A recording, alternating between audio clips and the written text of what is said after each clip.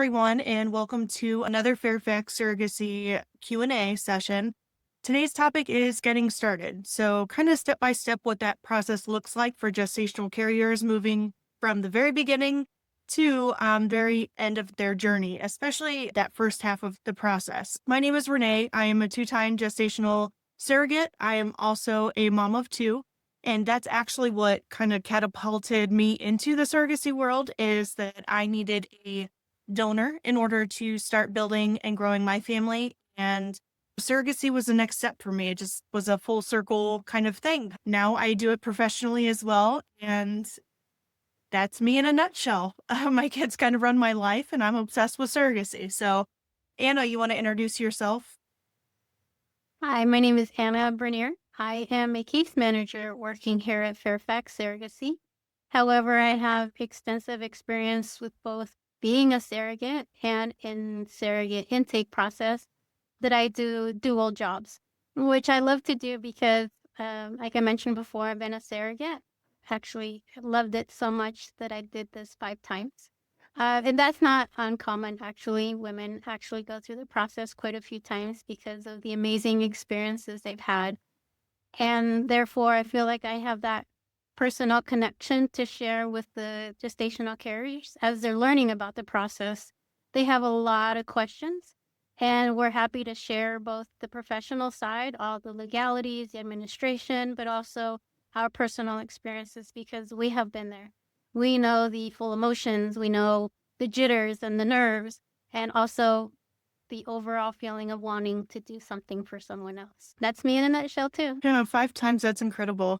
Thank you. I'm considering a third, and so I'm excited to share the whole process. And you're right, Anna. There's so many emotions from the very beginning all the way through, even postpartum. Once baby gets here, and it's really exciting to be a part of that process and to help women on their journeys, especially not only the repeat journeys, but initially, you don't know what you don't know yet, and that's what makes intake to me so much fun is because I get to explain the why behind a lot of things. Why is this important? And just kind of going into it. And I love talking, so it gives me an excuse to be chatty Cathy on the phone and help women embark on a calling that they feel. Because I feel ultimately at the end of the day, that's what surrogacy is. It's a calling to do something greater outside of yourself and help build a family. So with that, let's go ahead and get into it. So, what do the beginning steps look like? Where do you start? What's the first part of the process? So, I feel like the beginning part of the process is doing your research, getting out there, educating yourself, and exploring what is surrogacy, what is involved when it comes to gestational surrogacy and being a carrier for somebody else. Doing that and then seeing if you qualify. Anna, do you want to go into the steps and what that kind of looks like? How do you know if you even qualify? Where do you start? What do you do? What's that look like for Fairfax? So we live in a world full of resources. There are a lot of gestational carriers who have gone through the process and share these things through social media. They advocate for other surrogates. So the research and the information is out there. But when you come to us, we give you that additional information and education. The first part is to see if you even qualify. So the first steps is to fill out a qualifying form. We follow the basic requirements to become a gestational carrier, which are being between the ages of 21 and 40, have had at least one healthy pregnancy, and you're raising your child. And we don't want you to have any history of complications during a pregnancy or a delivery, because we want to make sure that your health is first and foremost the most important. Yeah, it's all about minimizing that risk. And so that's the whole purpose behind you're a mama first. We want to get you home to your babes safely. And so that's our first and foremost goal throughout any part of this process, really. But that's really on the emphasis in the first stages.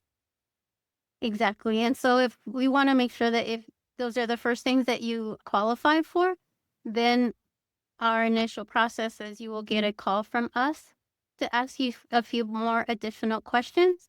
And if we believe that you can qualify, we send you the full application. And once we review that application, we do a full intake interview where we discuss the total aspects of the journey. But things that are included in the application are, what is it like in your current home situation? Who lives at home? Details about your family. What has been your pregnancy history? Meaning, how many pregnancies have you had? How many children have you given birth to? What type of delivery was it? Vaginal versus a C-section. It also asks personality questions such as, how do you envision a surrogacy journey? Do you have any likes or dislikes? How you envision your pregnancy? Have you had any diet restrictions? We also have matching preferences. What type of intended parents are you looking for? Is there specific criteria? Again, some of these are just standard questions, and you may not even know how to answer these. That's why after the application, we give you a phone call and we actually go through and discuss the application process. Yeah, I'll go ahead and kind of pick up from there as far as the intake interview process. So once you fill out that full application and it makes sense to move forward, and the thing I really love about our application is that it kind of sparks some questions. So during the initial call, basically spark those questions. I always encourage women to have, a notepad and a pen down when you're filling out that application because it's designed to spark those questions. You don't know what you don't know yet. And so going through that process, the filling out of the full application and that intake interview is so important because that's really when we kind of go through with a fine tooth comb to see if it really does make sense for you. And it's the first real step to make sure that it is safe and makes sense for you to move forward. You get to know us, you're interviewing us, and we're interviewing you, and we're getting to know each other and sharing all the ins and outs and experiences that we've had in surrogacy. So that intake interview is so important and is kind of the springboard that gets you into starting your journey. And so from there, once we complete that intake interview, you listen to us chat and explain all the whys and get, all your questions answered. If it makes sense to move forward, then that's what we do. We send you some welcome emails. We start the process really, and things are pretty fast paced, especially in the beginning. We retrieve your medical records. We do an internal review to make sure that those are safe, that there's not anything that maybe you did or didn't know about or forgot about that was in there that would not make it safe for you to move forward. But aside from that, while we're doing that, there's other things that we do as well, other screening items. We will start moving forward with building your profile. We will start sharing profiles with you of intended parents. And that way, that's why the intake interview also is so important, is because we can take like-minded intended parents and kind of start this pre-matching process while we're waiting on medical records to come back and while we're building your profile. So I'm a very visual person, and I like to think of it as all these different gears are moving all at the same time while we have this general engine that we're getting through, and keeping it moving through the process. So that's why that part is so important, is because it's really, we find out your timeline on things and it goes from there. So we know what we need to do. We want to make sure that we're respecting your timeline as well. And I'm glad you brought up the timeline because we have our process set, but we also understand that you have a family life and you have maybe a certain timeline that you're thinking about in your head. Maybe you have had a recent pregnancy where you're still breastfeeding and you want to continue breastfeeding. We are respective of that. Also, if you're planning on taking a vacation, and we discuss those things, like maybe this vacation, you go take this vacation first before you go through the process. Or if you're initially you're ready to go, we are going to follow your lead when it comes to the process as well. And, we have this scheduled time and it's all about you. You are there to answer or ask any questions that you have. We're very transparent about the process, but also given our experience, we share with you what to expect, what things may take a little longer, what things are going to be faster. And so it is very important with that interview. You get to know us and, it's kind of fun getting to know each other because we're able to share those stories and make those strong connections because people think about surrogacy that they're going to be matched with their intended parents, but we're the first connection that you build is with your agency and with your support group. So it's very important that we get that connection built too. And that you feel like you have an advocate in us too. Um, we want the journey to be successful for everyone, and we want you to feel comfortable coming to us if you have any questions or if you're feeling some kind of way. Especially during that intake process, especially during that, I like to call it the pre-matching phase, because you go into this thinking one thing, but then maybe your feelings shift after you've had discussions with it with your loved ones or your friends or your family, or after you've educated yourself more. Um, Always speak up and speak out, because we're here for you. We would never want you to start in on a journey and feel like you can't have a voice or you can't vocalize at any stage of the game how you're feeling, because ultimately we want a win-win for everybody. And yes, we're building families, and um yes, we're doing a very selfless act, but at the same time, this is your journey too, so you should speak up and speak out often. And once we get through those initial first screenings, we ensure that not only are you physically healthy to move forward, we also want to make sure that you understand the psychological aspects with a psychological screening with a mental health professional. Now, people think we're going to bring up, those long time concerns, but it's not about that. It's about having an honest conversation about your responsibilities as a surrogate. Do you understand that at the end of the day that you are carrying a child for someone else? That you are just what we like to call an extreme babysitter? That you are going to take care of yourself. You're going to ensure you have all those doctor's appointments, that you understand that they're going to have additional doctor's appointments, and you may have to travel at times, and you may have to miss work. So these are things that maybe you haven't initially thought about, but as the conversation goes and we go through the intake process, the mental health professional will be there to assist you. Also, we like to pride ourselves in our mental health is very, very important. So we offer these mental health sessions, not only from the very beginning, but all throughout the entire process, because we know life happens. Things in life are, you're a mother, you could be working, you still have to take care of your children, and life doesn't stop just because you're part of this process. So sometimes things can get a little overwhelming where you just need to talk to someone. Although we have made a strong connection with you and we're hopeful that we are able to assist you in those things, we understand that mental health is very important. So we offer that mental health professional sessions at any time throughout the journey for you. We also go through and do the financial checks to ensure that uh, your family is taken care of during this process as well. Again, because the compensation is included, it is it's one of those extras that I feel, because most women come into this with just wanting to help carry a baby. And yeah, compensation comes into play, and we all feel like that should be something extra. But also, we discuss that compensation package and when to expect these things. We do the background check and the driving record check. We do these things again to ensure you're living in a healthy environment with those surrounded by you. Also, we want to make sure there's nothing in your criminal history that could stop you from moving forward. Again, some women aren't sure of what is even in their background or their driving reports. Again, even with their medical, as simple as the medical records, sometimes just things come up that they're not aware of. And again, we just want to make sure everyone is healthy and able to move forward. And so, I was just going to mention the labs. After we do all that, we actually have you do a pre-pregnancy panel to ensure that there is no abuses of substances or alcohol.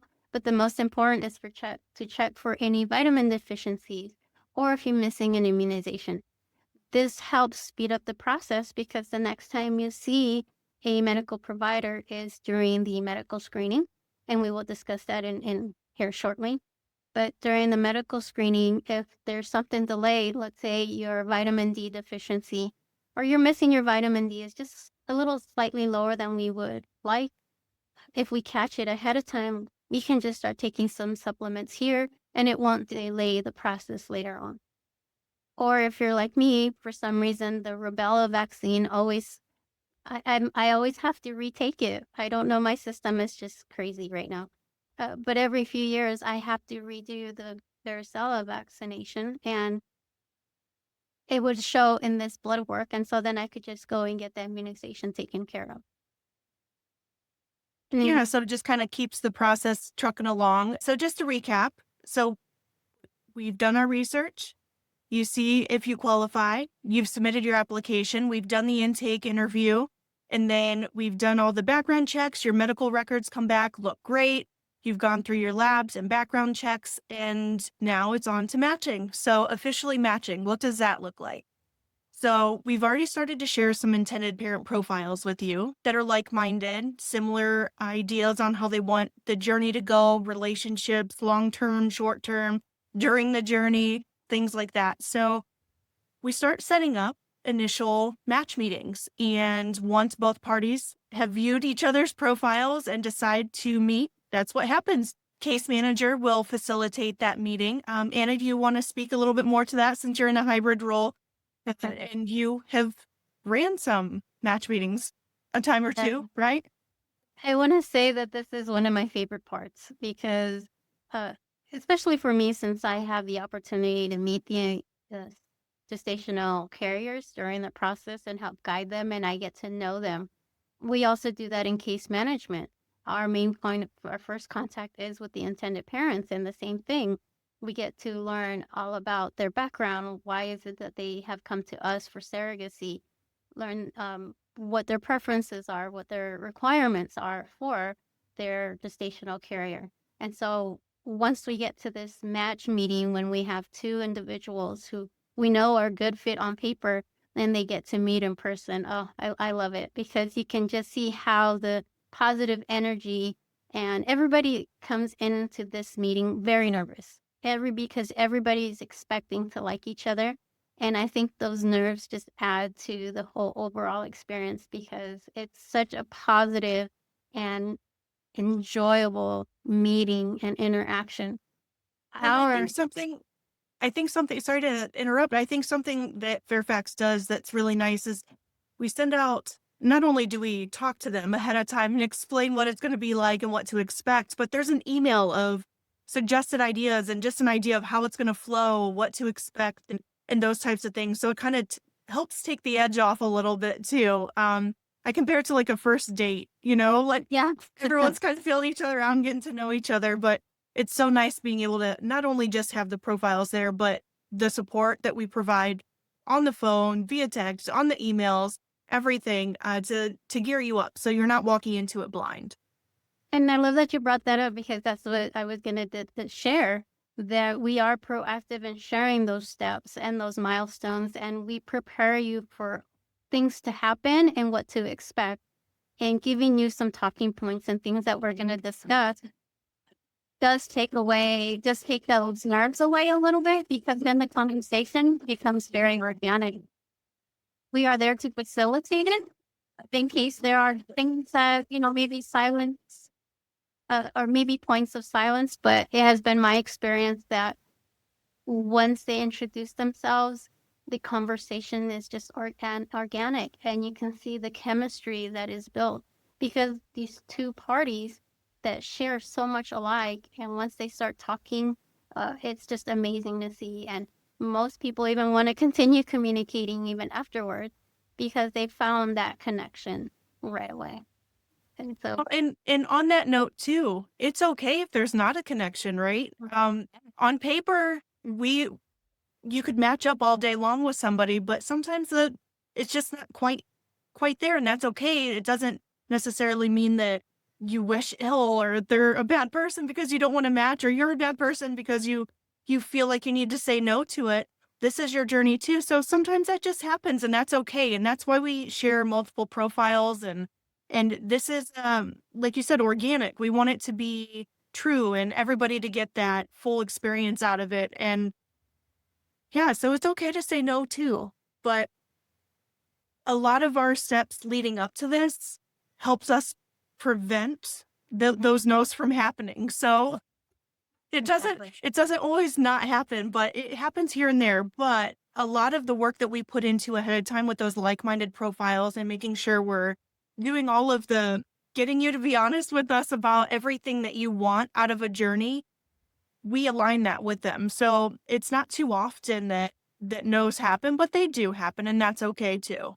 So Yeah, it's very important that you shared that with us, Renee, that it is people forget that it is an emotional journey and you are assisting this family and you have to feel that connection with this person or with this couple.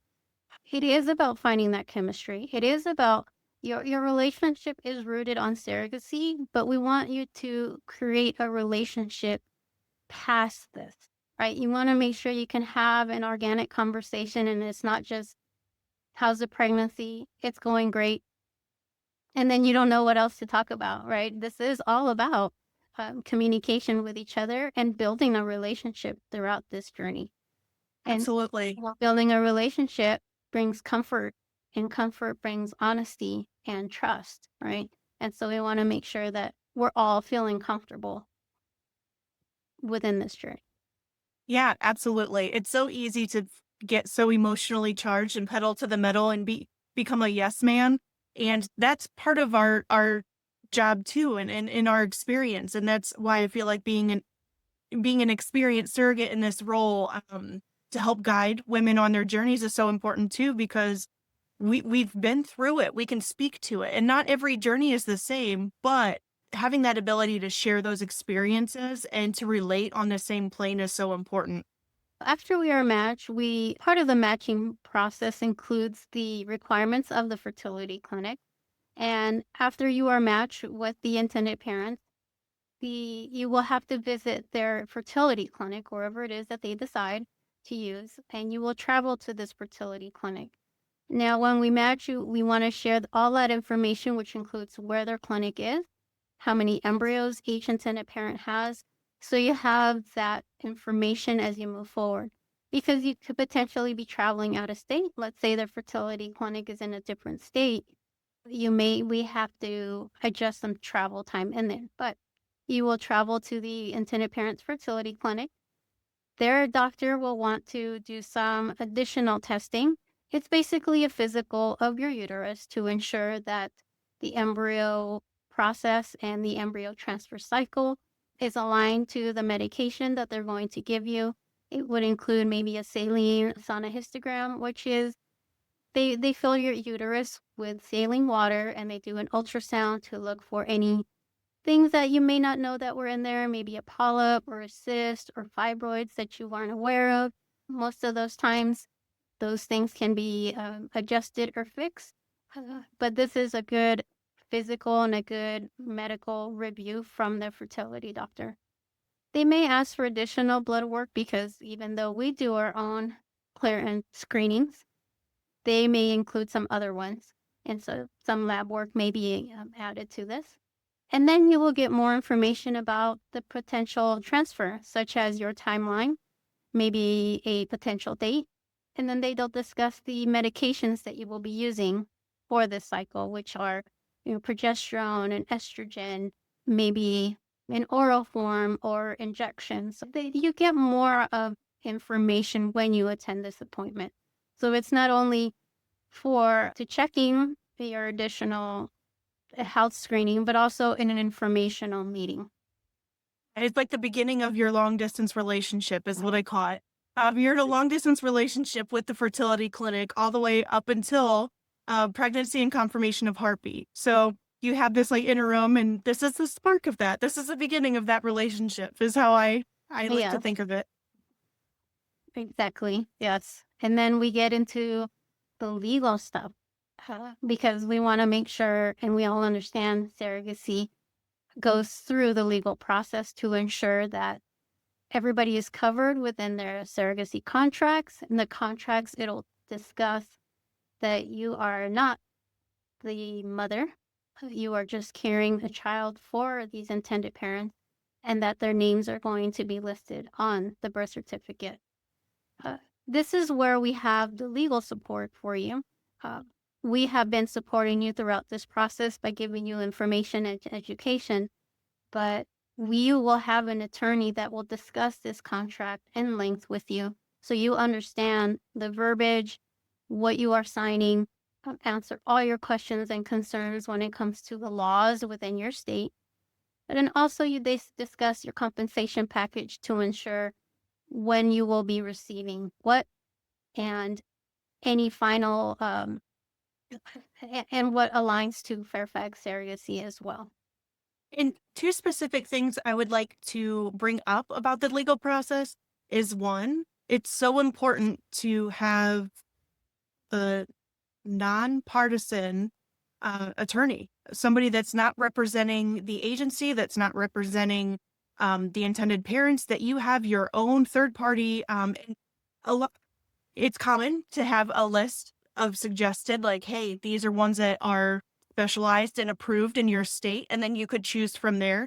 A lot of the times that's how that happens, but you definitely, it's a red flag to use the same attorney as your intended parents. You never want to do that. You want to make sure you're separately represented. And then the other part too is it's so overwhelming when you get that legal document. I mean, it's thick. I do suggest printing it out. Don't just read it on a screen. Go ahead and print it out. Grab a highlighter, grab a pen, and just kind of highlight through it. Go over it. Soon as you catch yourself reading a paragraph and you blank out, put it down, walk away, and then come back and do it again. And then just make notes on it. Draw on it. Do whatever you need to do so that you can revisit those items, because you're going to have a consult with your attorney that kind of breaks everything down, that will explain everything. This is their world, right? We're not attorneys. We didn't go to law school to be able to decipher these documents. And that's what they're here to do, is to make sure that you understand fully and are comfortable and all knowing going into this agreement, and comfortable so that you're not feeling pressured from any which angle whatsoever. That's something I did in my first journey, and I was lucky enough that somebody suggested that tip to me, Yeah. and it made my second journey much easier process going through it, because it was just, I kind of knew what to expect in the process. So I was like, all right, let's do this. I got my blanket, sat down on the couch, and was just kind of going through stuff. So, And every gestational carrier agreement is different. mhm. So we have to be mindful of that. Each state has its own laws, and it follows the laws of the surrogate and the surrogate state, and also the intended parent state. So again, we're not attorneys. This is why we're leaving it to the professionals to assist you Mhm. with this. Although our support comes with having constant communication with the attorneys just to help speed things along. If there is things that maybe you want to review in addition, again, your attorney is there to help you and represent and speak for you. And so this can take about 4 to 8 weeks, depending on how fast the attorneys get the turnaround or how fast the discussions happen between each party.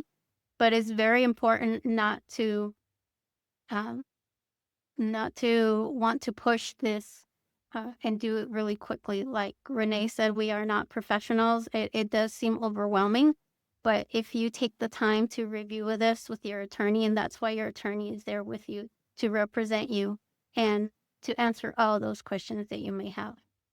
And then once everyone agrees, is in agreement, and everybody reviews the contracts, and then we have those final signatures, we receive legal clearance.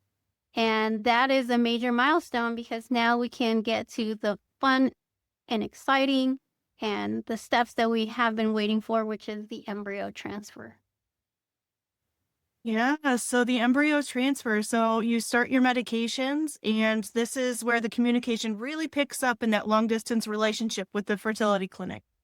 So they will send you your medications in the mail. Sometimes you'll need to go to the pharmacy to pick them up. And there's typically a core three, as far as your medications that you could kind of refer to here and there, depending on the doctor, your lab work, everything that's needed to go make this as successful as possible. So with that, the medications are typically some birth control that they can regulate, make sure your insides are doing what they need to do and gearing up for everything. And then you have your estrogen and progesterone. Estrogen, pill patch suppository form. Progesterone is usually the shot that you hear about. The bark is worse than the bite. And we can get into that on another video, the support and everything that we have for that, the nitty-gritty details on it. It's really not as bad as it sounds, honestly. It's annoying, but not bad. As far as the embryo transfer itself goes, that will be another trip. So you already went to the clinic once for the medical clearance and you passed, yay. Now you go back for the actual transfer. The transfer, you get a support person to go with you. You're going to likely be on X amount of bed rest. It really depends on the doctor's protocol. You follow their lead on everything. And then once you come back, hopefully you are pregnant with babe. And we go from there. You have a couple of beta tests, so blood tests to determine after your home pregnancy test comes up positive. And then you go on to the ultrasound for confirmation of heartbeat. Yes, and that's when you are officially considered pregnant, is when we have that heartbeat confirmation. And this is obviously the most exciting part for everybody because now we are pregnant. Yeah. And then you graduate or break up with, not entirely break up with, but move on from the fertility clinic. And that's when your care transfers to your local OBGYN. And it'll feel very similar to your first pregnancies or your, pregnancies that you've experienced in the past. As far as the prenatals, you just have this extra layer of support and the intended parents along with you for the ride. So, Yes. and there's many layers of support that you get from the very beginning to all the way pregnancy, post-pregnancy, everything. We do have a Facebook support group, which is really cool because once you are in that intake process, it starts from there. If you have questions about anything, maybe you're a little bit shyer and you'd rather be a fly on the wall, that's fine too. If you'd rather post anonymously, we provide that availability for you to do so. And then we're there too. So you have different surrogates there at all different parts of their journey. Some in the very beginning, some are coming back and are on their second journeys now with us. So you really have a vast variety of support to pull from and lean into should you need it or want it. And on the case management side, we follow up with continuous communication with you. We follow up with periodic meetings, just like I mentioned before, where we will give you the information of, okay, this is what's next. This is what to expect. You're in your first trimester. Now we're going into the second trimester. This is where we discuss, the parentage order and things to communicate about your pregnancy. The anatomy scan, which is that 20-week appointment that most of the intended parents will want to come and visit if they're available because they want to see that ultrasound where they can see baby. We also try to, a part of our process is handling all the other stuff, the administrative stuff, like booking your travel. We set up communications with your clinics. Maybe your OBGYN needs assistance with scheduling or communicating with the hospital on your delivery plan. We handle all the invoices that come from you. You send them to us and we help with manage that through escrow. And we pride ourselves too. And if you are needing that in-person support, we offer that as well. And Renee, both and I have had that pleasure of being able to do that. Like, for example, I've been able to attend a medical screening with a surrogate because she didn't have anyone else to travel with her. And she was so thankful because she didn't know what to expect. And not only was I there as an extra person, but I was also able to talk to her about what the next steps, what to expect, and we had lunch afterwards. So that was kind of nice. I was able to attend a few embryo transfers actually, again, because maybe the companion wasn't available or the husband had to stay home and take care of the kids. Help them through that process. And Renee was actually able to be there as a support for a gestational carrier who gave birth. And, we want to make sure that you have that in person, although we have met you through virtual meetings, through phone calls, through emails. It's always nice to meet us in person. but also have that additional um, emotional support that we offer in those delicate times.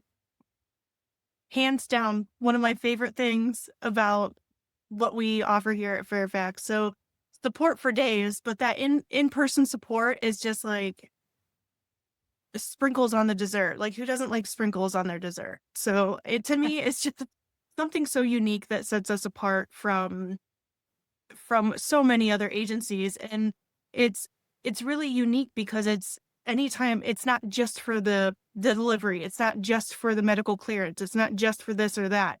We show up to provide that support whenever it's needed. And even if you didn't realize you needed it, we're still there in the background checking in on you via all the other avenues, of course, email, Facebook support group, texting, calling, all the things. So it's just a full circle. You never feel like you're going without or you're alone in the journey.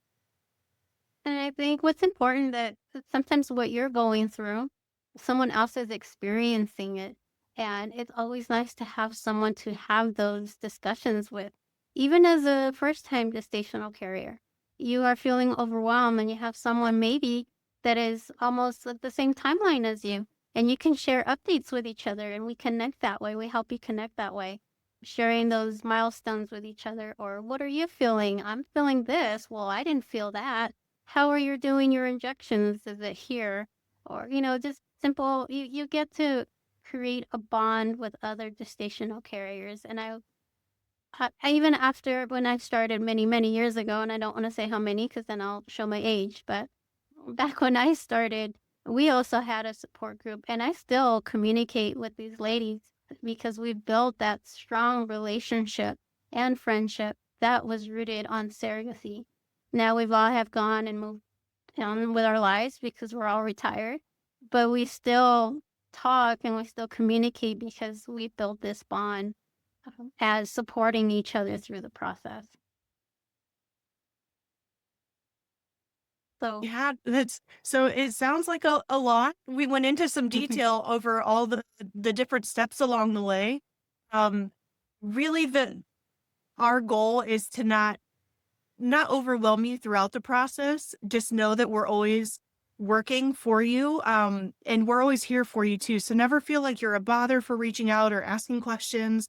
Please let us know because as much as well, maybe I wouldn't want to be able to read minds, but as much as we would like to be able to predict what is happening, sometimes emotions or feelings or questions pop up and we have no way of knowing unless you reach out and let us know. So we'll do our due diligence and checking in and things like that, but also never feel like you're a bother. Reach out to us and ask all the questions. We're here for it.